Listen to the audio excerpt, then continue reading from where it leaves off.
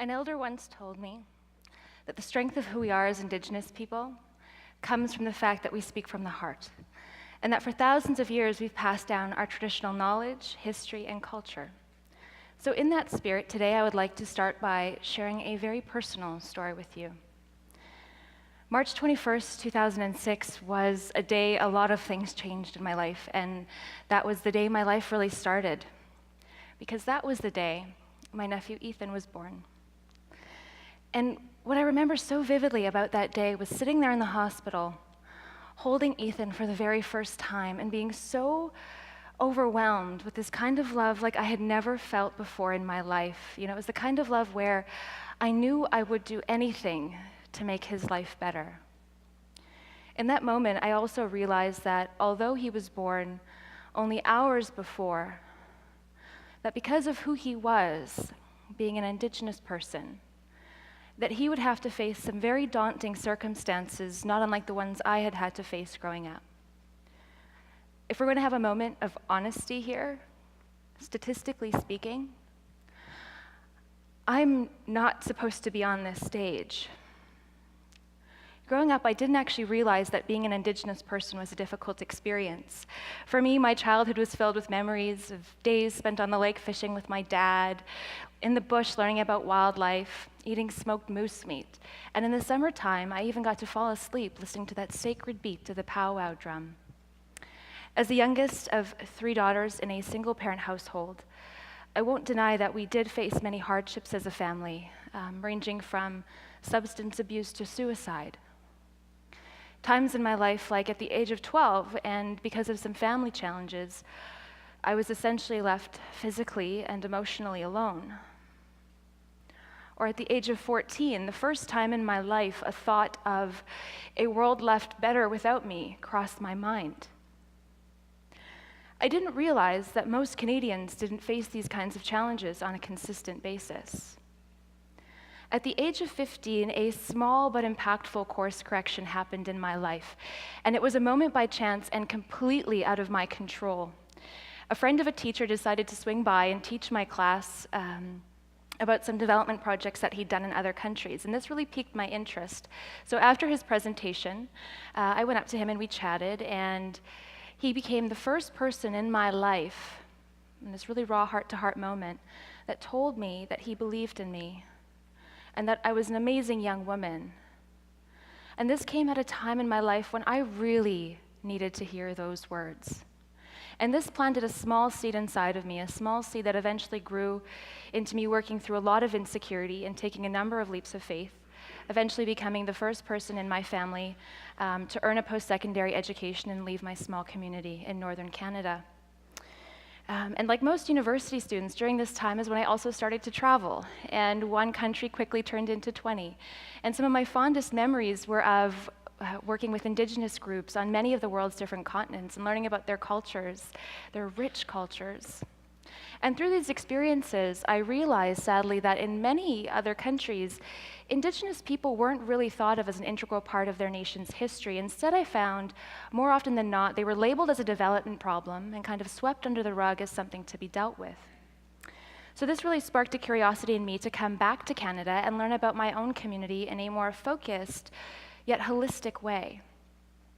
And what I learned was, as I was going through the research, that the statistics really mirrored my childhood.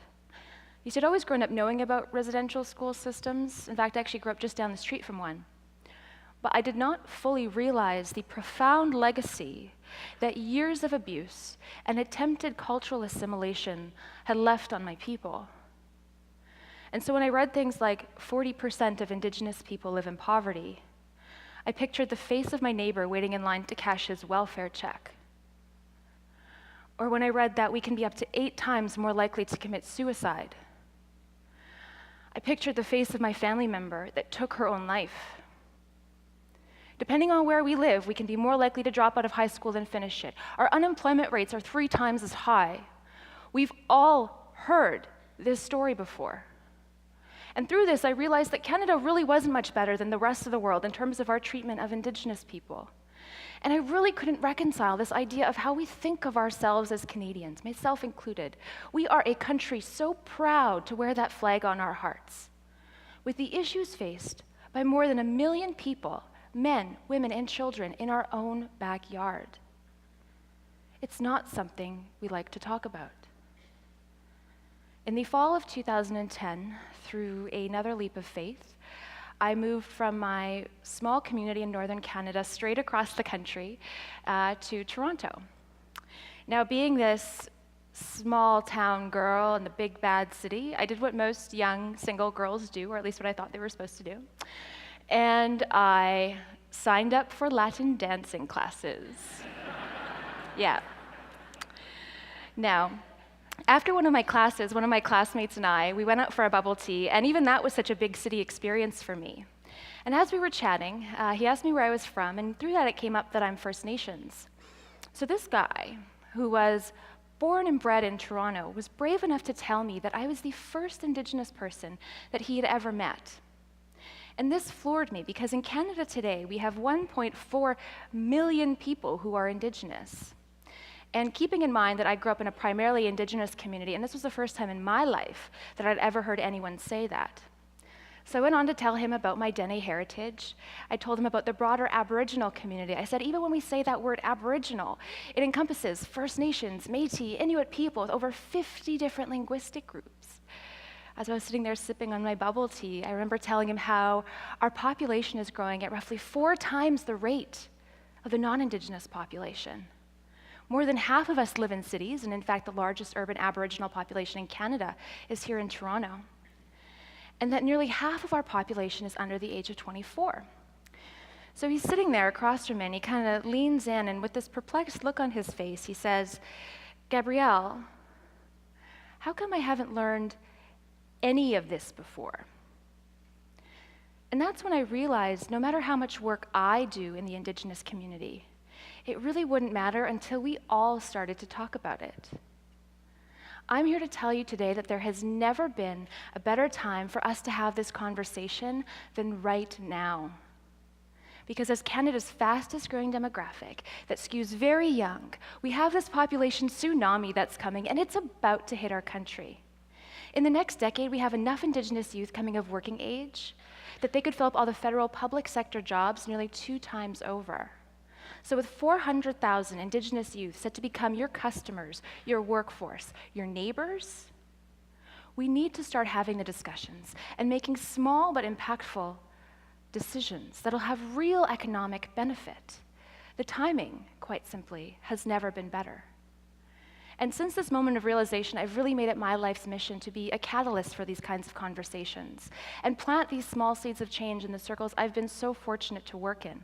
I mean, I've sat on advisory boards, boards of directors, I've worked with the media, and I even co-founded an Indigenous professional network that was the first of its kind in Canada. And through all of this work, I've been so fortunate to work with a number of amazing and resilient Indigenous leaders across this country. I mean, Indigenous people who are partners at the largest accounting firms, chiefs of economically sustainable communities, lawyers for the UN. And through all of this work, I'm starting to see how the tides are starting to shift in our community. And this is why I think it's such an exciting time to be an Indigenous person in our country. Because as our education rates start to rise, and our unemployment rate starts to decrease, this will have a significant effect on Canada's bottom line. The estimated cumulative benefit for increased Indigenous well-being, and this includes closing that skills and education gap, is an estimated $500 billion over a 25-year period. That's billion with a B. Let's just reflect on that number of zeros for a second. That's enough money to put every post-secondary student through post-secondary education in Canada for the next 13 years.